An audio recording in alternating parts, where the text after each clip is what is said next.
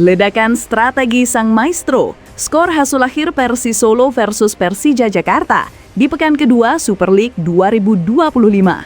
Mauricio Sosa bagaikan dalang di balik panggung megah, membuat Persija tampil dengan taktik memabukkan yang bikin Jackmania berdiri tegak penuh bangga.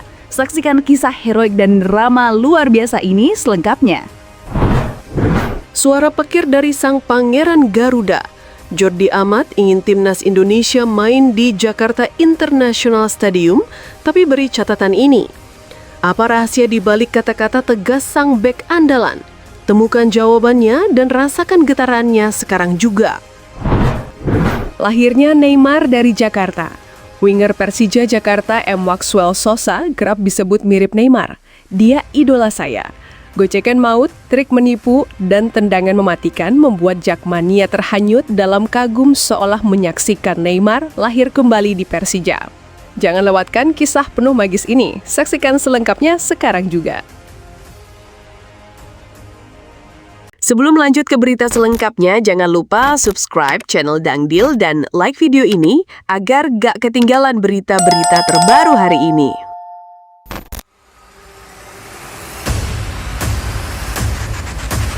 Laga pekan kedua Super League 2025 benar-benar meledak jadi tontonan maha dahsyat. Persis Solo dan Persija Jakarta tidak sekadar bermain sepak bola. Mereka mempertaruhkan gengsi, harga diri, bahkan marwah kota yang mereka bela. Sejak menit pertama, tensi panas sudah menggila. Bola bergulir bak peluru, setiap tackle terdengar seperti gelegar petir, dan setiap serangan mengguncang jantung ribuan pasang mata di Stadion Manahan. Pertandingan ini tak hanya seru, tapi terasa seperti panggung perang modern. Laskar Samber Nyawa dengan lantang menunjukkan bahwa di Tanah Solo mereka bukan sekadar tuan rumah. Mereka adalah singa yang baru saja dilepas dari kandang. Namun di sisi lain, Macan Kemayoran tidak mau tunduk. Dengan kebanggaan sejarahnya, Persija Jakarta bertarung penuh gengsi, mencoba merobek lini pertahanan tuan rumah dengan keberanian yang nyaris nekat. Dan ya, skor akhir pertandingan ini luar biasa. Tapi tenang guys, jangan buru-buru. Skor akhir atau komentar paling panas soal laga ini bisa kalian lihat di judul atau thumbnail video ini. Kalau masih penasaran, gas langsung cek ke Instagram resmi Persija Jakarta. Di sana kalian akan temukan detik-detik emosional yang jadi saksi betapa sengitnya laga pembuka ini. Meski hasil akhirnya mungkin belum berpihak, satu hal yang pasti, Persija Jakarta punya sejuta pelajaran dari duel epik ini. Musim baru ini masih panjang dan perjalanan menuju tahta juara masih terbentang luas di depan mata. Semoga laga dramatis ini jadi cambuk motivasi, jadi bahan bakar semangat agar Macan Kemayoran bangkit lebih garang, lebih buas, dan lebih haus kemenangan. Karena pada akhirnya doa seluruh Jackmania hanya satu, semoga musim ini Persija Jakarta bisa mengangkat trofi juara yang didambal sejak lama. Amin. Lahirnya Neymar dari Jakarta. Winger Persija Jakarta M. Maxwell Sosa kerap disebut mirip Neymar. Dia idola saya. Gocekan maut, trik menipu, dan tendangan mematikan membuat Jackmania terhanyut dalam kagum seolah menyaksikan Neymar lahir kembali di Persija. Jangan lewatkan kisah penuh magis ini. Saksikan selengkapnya sekarang juga. Persija Jakarta kini punya senjata baru yang tak hanya bikin lawan gemetar, tapi juga membuat Jackmania terhanyut dalam euforia tanpa batas. Dialah Maxwell Souza de Lima, winger asal Brasil yang langsung menyihir lapangan dengan gocekan magis, senyum menawan, dan aura samba yang membara di setiap langkahnya. Belum semusim berseragan orange kebanggaan Macan Kemayoran, namanya sudah digadang-gadang sebagai bayangan Neymar Junior di tanah air. Bukan kebetulan, bukan pula sekadar candaan. Sebab setiap kali ia menguasai bola, stadion terasa berguncang seperti alunan samba di Karnaval Rio. Publik menahan napas setiap kali Maxwell menggocek, membelai bola dengan lembut, lalu meledakkan kecepatan yang membuat bek lawan terjerembab tanpa daya. Julukan Neymar KW kian membahana, namun dibalik itu ada sebuah pengakuan tulus. Dengan mata berbinar, Maxwell menyebut Neymar sebagai idolanya, panutan yang ia ikuti sejak kecil. Gestur selebrasi khas Neymar pun tak luput ia tiru. Dari tangan di pipi hingga lidah yang menjulur, semua membuat supporter hanyut dalam nostalgia seorang maestro Brasil yang kini seolah menjelma di rumput Nusantara. Debutnya di Super League 2 2025-2026 langsung menjawat keraguan. Tendangan kerasnya dari luar kotak penalti menjebol gawang lawan, bak petir menyambar di langit klub. Stadion pun meledak dalam lautan sorak. Jackmania bernyanyi dengan dada membusung dan nama MX Wall diteriakan seperti mantra sakral. Sejak malam itu seakan tak ada yang bisa menghentikan gairahnya. Kini di setiap pertandingan Persija, publik menunggu momen magis yang akan dia ciptakan. Apakah sebuah gocekan maut yang membuat bek lawan tertinggal beberapa langkah? Atau tendangan keras yang menembus jantung pertahanan? Yang jelas, Maxwell Sousa da Lima bukan hanya sekadar pemain. Ia adalah simbol harapan baru, mercusuar semangat, dan wajah masa depan Persija Jakarta. Jackmania percaya bersama Neymar kawin dari Brasil ini, Macan Kemayoran akan kembali mengaum lebih keras, lebih garang, dan siap menaklukkan Indonesia, bahkan Asia. Suara pekir dari sang pangeran Garuda. Jordi Amat ingin timnas Indonesia main di Jakarta International Stadium, tapi beri catatan ini. Apa rahasia di balik kata-kata tegas sang bek andalan? Temukan jawabannya dan rasakan getarannya sekarang juga. Euforia Jakarta International Stadium kembali meletup setelah Jordi Amat, bek timnas Indonesia yang kini membela Persija, menyuarakan harapannya. Garuda bermain di JIS. Bukan sekadar pujian kosong, ia baru saja merasakan sendiri atmosfer stadion berkapasitas 80.000 lebih itu ketika tampil bersama Macan Kemayoran. Luar biasa. Kira-kira begitulah gambaran suasana yang ia rasakan. Dentum can, gelombang tepuk tangan, hingga getar tribun yang menyatu dengan ritme pertandingan. Namun, di balik sanjungannya, Jordi menyelipkan catatan penting. Kualitas rumput harus ditingkatkan. Tanpa permukaan yang layak, ritme operan dan kontrol bola yang menjadi roh permainan timnas bisa terganggu. Media nasional mengembangkan pesan yang sama. JIS layak jadi kandang timnas, asal pekerjaan rumah di lapangan hijau beres. Okezon menyorot langsung judul ingin main di JIS, tapi beri catatan. Sementara Suara.com menekankan syarat wajib. Bola.com dan Liputan 6 menyebut atmosfer fantastik dan cocok, namun menggarisbawahi rumput sebagai isu yang tak bisa dinegosiasikan. Di ranah video, TV One News menampilkan potongan pernyataan yang membuat merinding, sebuah dorongan emosional bagi publik sepak bola. Intinya jelas, JIS punya panggung, masa, dan magnet. Kini tinggal memastikan panggungnya benar-benar siap, permukaan lapangan rata, kuat, tidak mudah terkelupas, dan memenuhi standar internasional.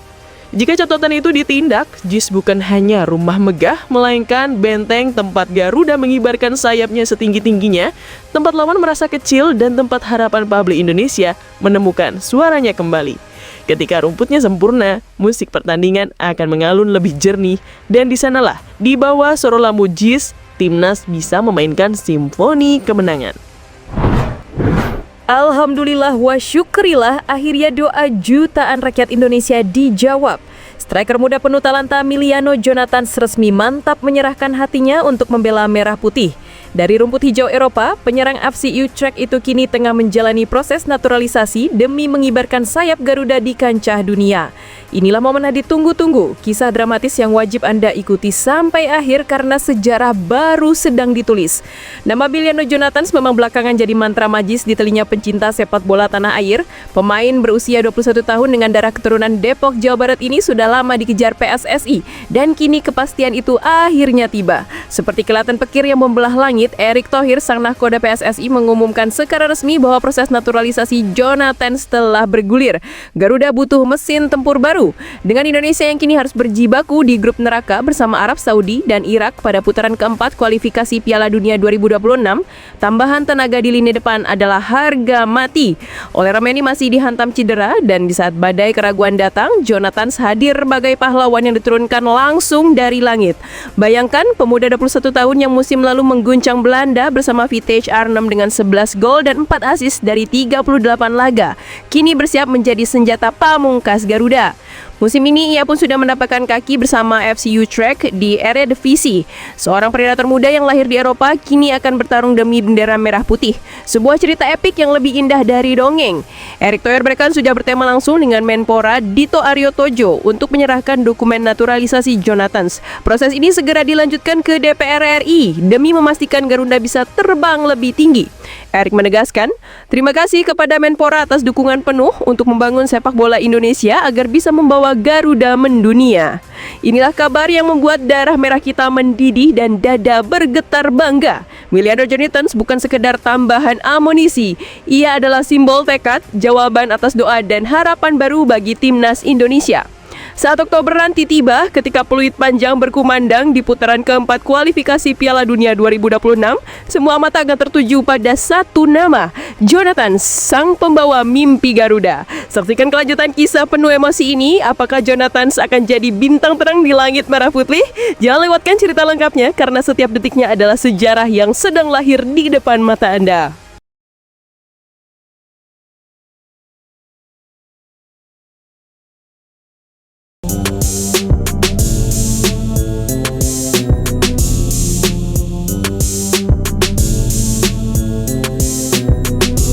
Denny Dominguez Lanzaat lahir di Amsterdam, Belanda pada 6 Mei 1976. Ia tumbuh dalam lingkungan keluarga berdarah Maluku yang kental akan nilai kedisiplinan dan kerja keras. Sejak kecil, Denny telah menunjukkan kecintaan pada sepak bola.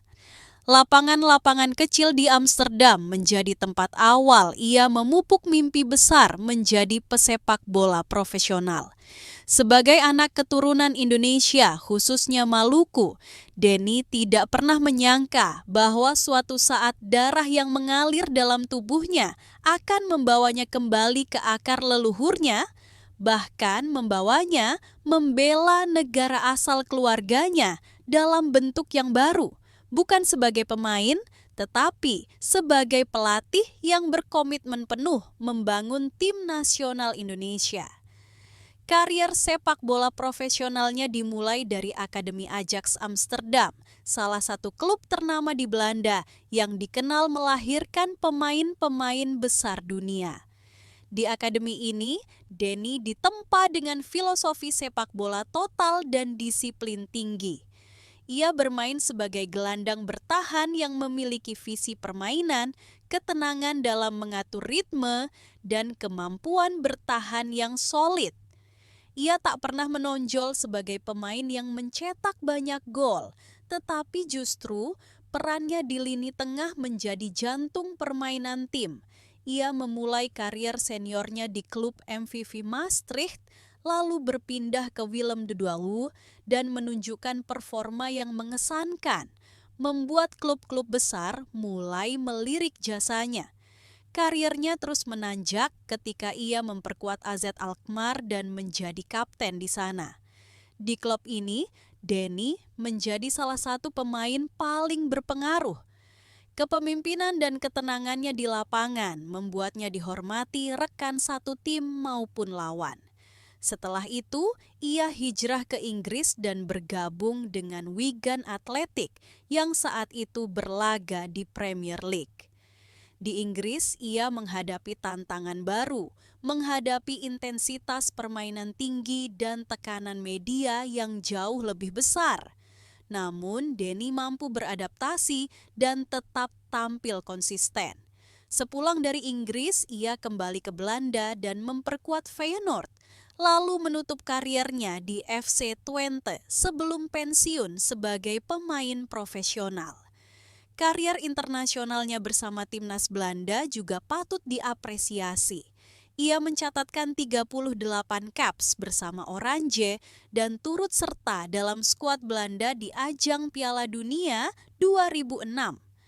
Sebagai pemain keturunan Indonesia, ini menjadi prestasi luar biasa. Meski tidak sempat bermain untuk timnas Indonesia, keberadaannya di panggung dunia tetap memberikan kebanggaan tersendiri bagi masyarakat Indonesia yang mengikuti kiprahnya dari jauh. Setelah pensiun, Denny Lanzaat tak pernah benar-benar meninggalkan sepak bola. Ia langsung terjun ke dunia kepelatihan dan memperdalam ilmunya. Ia menjadi asisten pelatih di berbagai klub besar Eropa seperti AZ, Feyenoord, hingga klub-klub di Arab Saudi dan Hongaria. Pengalamannya mendampingi berbagai pelatih top membuatnya semakin matang dalam hal taktik, manajemen pemain, dan pengembangan mentalitas pemain muda. Ia dikenal sebagai sosok yang tenang namun tegas dan punya komunikasi yang sangat baik, termasuk kepada pemain yang berasal dari latar belakang berbeda. Titik balik hubungan Lanzaat dengan sepak bola Indonesia terjadi saat Patrick Kluivert resmi diumumkan menjadi pelatih kepala Timnas Indonesia. Kluivert, yang merupakan sahabat lama Lanzaat sejak mereka masih di Ajax, memilih Denny sebagai tangan kanannya. Ini bukan sekadar hubungan profesional, tetapi juga kolaborasi antara dua sosok yang punya visi besar membangun Timnas Indonesia. Bagi Denny, ini adalah panggilan hati. Ia merasa ini saatnya kembali ke akar leluhurnya dan memberikan sesuatu yang nyata untuk negara asal keluarganya. Keputusannya ini langsung mendapatkan sambutan hangat dari publik Indonesia. Salah satu keunggulan besar Lanzaat dibanding pelatih asing lain adalah kemampuannya berbahasa Indonesia. Ia sudah lama belajar bahasa Indonesia secara informal dari ibunya dan keluarga besarnya. Ketika ditunjuk menjadi asisten pelatih Timnas Indonesia, ia semakin serius mendalami bahasa dan budaya Indonesia.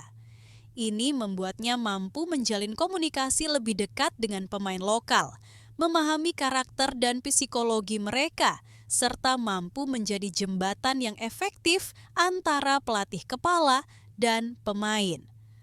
Hal ini sangat penting dalam suasana ruang ganti yang multikultural seperti Timnas Indonesia. Dalam berbagai sesi latihan dan pertandingan, Lanzaat dikenal sebagai sosok yang banyak memberikan instruksi teknis. Ia memimpin sesi latihan taktik, memberikan analisis terhadap lawan, dan mendampingi pemain-pemain muda yang butuh bimbingan. Ia juga dikenal sebagai mentor bagi para pemain diaspora yang baru pertama kali bergabung ke Timnas. Dengan latar belakang serupa, ia mampu membuat mereka merasa diterima dan nyaman di lingkungan baru. Perannya sebagai penyatu antara pemain lokal dan diaspora sangat dirasakan dampaknya oleh staf pelatih dan federasi. Namun perjalanan Denny Lanzaat di Indonesia tak selalu mulus. Beberapa kontroversi sempat muncul terkait masa lalunya yang sempat dikaitkan dengan isu Denny Dominguez Lanzaat lahir di Amsterdam, Belanda pada 6 Mei 1976. Ia tumbuh dalam lingkungan keluarga berdarah Maluku yang kental akan nilai kedisiplinan dan kerja keras. Sejak kecil, Denny telah menunjukkan kecintaan pada sepak bola. Lapangan-lapangan kecil di Amsterdam menjadi tempat awal ia memupuk mimpi besar menjadi pesepak bola profesional. Sebagai anak keturunan Indonesia, khususnya Maluku, Denny tidak pernah menyangka bahwa suatu saat darah yang mengalir dalam tubuhnya akan membawanya kembali ke akar leluhurnya, bahkan membawanya membela negara asal keluarganya dalam bentuk yang baru. Bukan sebagai pemain, tetapi sebagai pelatih yang berkomitmen penuh membangun tim nasional Indonesia. Karier sepak bola profesionalnya dimulai dari Akademi Ajax Amsterdam, salah satu klub ternama di Belanda yang dikenal melahirkan pemain-pemain besar dunia. Di akademi ini, Denny ditempa dengan filosofi sepak bola total dan disiplin tinggi. Ia bermain sebagai gelandang bertahan yang memiliki visi permainan, ketenangan dalam mengatur ritme, dan kemampuan bertahan yang solid. Ia tak pernah menonjol sebagai pemain yang mencetak banyak gol, tetapi justru perannya di lini tengah menjadi jantung permainan tim. Ia memulai karier seniornya di klub MVV Maastricht, lalu berpindah ke Willem II dan menunjukkan performa yang mengesankan, membuat klub-klub besar mulai melirik jasanya. Kariernya terus menanjak ketika ia memperkuat AZ Alkmaar dan menjadi kapten di sana. Di klub ini, Denny menjadi salah satu pemain paling berpengaruh. Kepemimpinan dan ketenangannya di lapangan membuatnya dihormati rekan satu tim maupun lawan. Setelah itu, ia hijrah ke Inggris dan bergabung dengan Wigan Athletic yang saat itu berlaga di Premier League. Di Inggris, ia menghadapi tantangan baru, menghadapi intensitas permainan tinggi dan tekanan media yang jauh lebih besar. Namun Denny mampu beradaptasi dan tetap tampil konsisten. Sepulang dari Inggris, ia kembali ke Belanda dan memperkuat Feyenoord, lalu menutup kariernya di FC Twente sebelum pensiun sebagai pemain profesional. Karier internasionalnya bersama timnas Belanda juga patut diapresiasi. Ia mencatatkan 38 caps bersama Oranje dan turut serta dalam skuad Belanda di ajang Piala Dunia 2006. Sebagai pemain keturunan Indonesia, ini menjadi prestasi luar biasa. Meski tidak sempat bermain untuk timnas Indonesia, keberadaannya di panggung dunia tetap memberikan kebanggaan tersendiri bagi masyarakat Indonesia yang mengikuti kiprahnya dari jauh. Setelah pensiun, Denny Lanzat tak pernah benar-benar meninggalkan sepak bola. Ia langsung terjun ke dunia kepelatihan dan memperdalam ilmunya. Ia menjadi asisten pelatih di berbagai klub besar Eropa seperti AZ, Feyenoord, hingga klub-klub di Arab Saudi dan Hongaria. Pengalamannya mendampingi berbagai pelatih top membuatnya semakin matang dalam hal taktik, manajemen pemain, dan pengembangan mentalitas pemain muda. Ia dikenal sebagai sosok yang tenang namun tegas, dan punya komunikasi yang sangat baik, termasuk kepada pemain yang berasal dari latar belakang berbeda. Titik balik hubungan Lanzaat dengan sepak bola Indonesia terjadi saat Patrick Kluivert resmi diumumkan menjadi pelatih kepala timnas Indonesia. Kluivert, yang merupakan sahabat lama Lanzaat sejak mereka masih di Ajax, memilih Denny sebagai tangan kanannya. Ini bukan sekadar hubungan profesional, tetapi juga kolaborasi antara dua sosok yang punya visi besar membangun timnas Indonesia. Bagi Denny, ini adalah panggilan hati. Ia merasa ini saatnya kembali ke akar leluhurnya dan memberikan sesuatu yang nyata untuk negara asal keluarganya.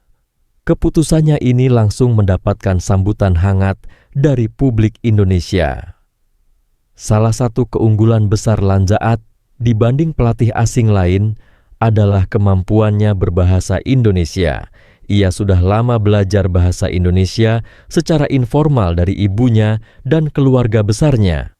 Ketika ditunjuk menjadi asisten pelatih timnas Indonesia, ia semakin serius mendalami bahasa dan budaya Indonesia. Ini membuatnya mampu menjalin komunikasi lebih dekat dengan pemain lokal, memahami karakter dan psikologi mereka, serta mampu menjadi jembatan yang efektif antara pelatih kepala dan pemain. Hal ini sangat penting dalam suasana ruang ganti yang multikultural seperti timnas Indonesia. Dalam berbagai sesi latihan dan pertandingan, Lanzaat dikenal sebagai sosok yang banyak memberikan instruksi teknis. Ia memimpin sesi latihan taktik, memberikan analisis terhadap lawan, dan mendampingi pemain-pemain muda yang butuh bimbingan. Ia juga dikenal sebagai mentor bagi para pemain diaspora yang baru pertama kali bergabung ke timnas. Dengan latar belakang serupa, ia mampu membuat mereka merasa diterima dan nyaman di lingkungan baru. Perannya sebagai penyatu antara pemain lokal dan diaspora sangat dirasakan dampaknya oleh staf pelatih dan federasi. Namun, perjalanan Denny Lanzat di Indonesia tak selalu mulus. Beberapa kontroversi sempat muncul terkait masa lalunya yang sempat dikaitkan dengan isu